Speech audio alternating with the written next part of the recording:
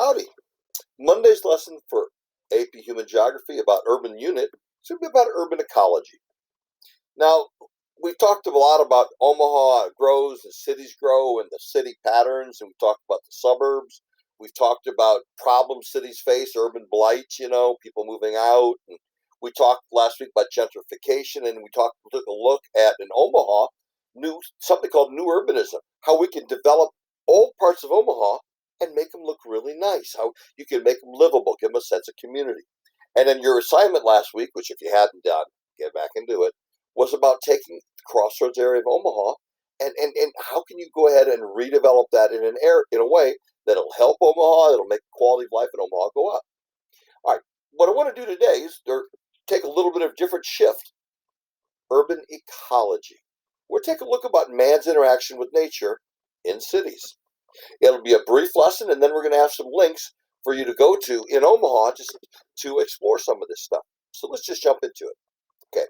There's a phenomenon called urban heat islands. Big cities, much bigger than Omaha, that are more compact, contain so much more concrete and asphalt, and these cities absorb so much heat. Concrete, asphalt, it absorbs heat a lot, and that can actually, in a way, have little bubbles that can change local weather or temperature to a degree. Years ago, I lived in St. Louis, and man, was it hot in St. Louis. Seems like, you're really in a big city. It gets hot.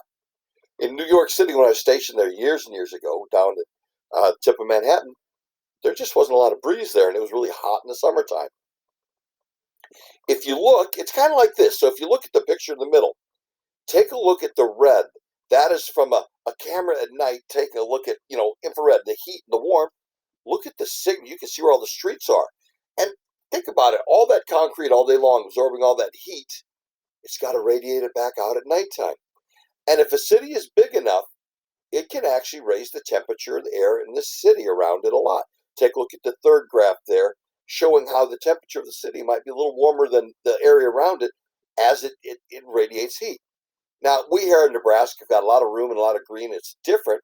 But if you've ever in the summertime, a hot day, you go outside and you look at like 156th Street and you can just see the heat radiating off of it. Go to the desert, California, and you see the heat radiating off the ground. Well, that's a concern, okay? So one thing that cities do is they try to figure out ways that they can actually change or adjust this. Some of the things that they've talked about are different colors for roofs reflecting stuff, green roofs and green belts around cities. So let's take a look at some of them. The picture down here, look at these rooftop gardens.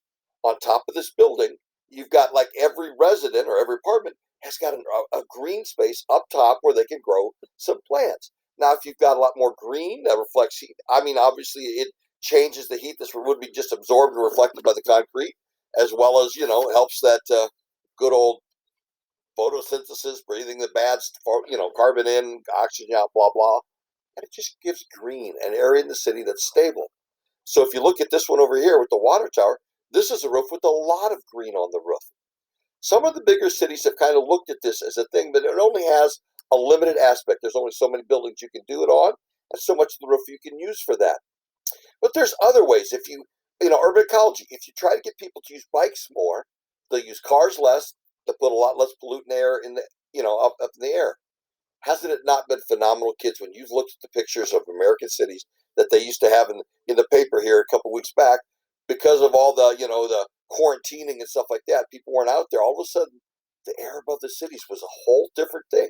Without all those people driving and polluting, man, the air was clean in like LA and stuff. It was phenomenal. We here in Omaha, they put bike lanes down on like Leavenworth Street to try to get people to be able to bike in Omaha. But Omaha's not set up really. We are just not a city set up really well for biking. You go to European cities like we talk later in the week, and you're going to see so many more people bike. Much more efficient public transportation and stuff like that. Another concept is more green spaces, parks, stuff like that. More trees in the city. Give it green. It's one of those things where the more green you put, I think it puts just a little stress off of people, just a little bit. All right, community gardens are another concept. Community gardens are so people who live in the city can have a chance to grow vegetables and stuff and have better food to eat. And besides, when you actually get out in the garden, you work, it's kind of relaxing. I know when out in my garden, you guys drive by on 156th Street and you honk. I don't always look like I'm relaxed, but I like my garden. I do. In Omaha, community gardens have become really big. Okay, community gardens. Benson has a community garden, and other places, Dundee. And if you take a look, usually it's big lots, and they'll be divided them up into small sections. So you sign up and you sign an agreement about what you're going to do, and you can go ahead and plant your own vegetables and stuff. And by and large, people respect each other's stuff. It's a chance of getting green. Now, we talked about urban food deserts early, how in the big cities, there's a lot of places just don't have the grocery store, so they get the vegetables and stuff like that, the green stuff that they need. Instead, you're getting all the processed food, and you go to Dollar General, there's no fresh veggies there. There just aren't. Everything's canned or whatever. Whereas a community garden can be different. It's a chance for people to work together in the city to have green. And when I say Benson, you guys don't think of like, okay, gardens and people raising veggies. But the Benson Community Gardens, if you look at the picture here, have been a big success. Now, there's a couple sites I'd like you to look at.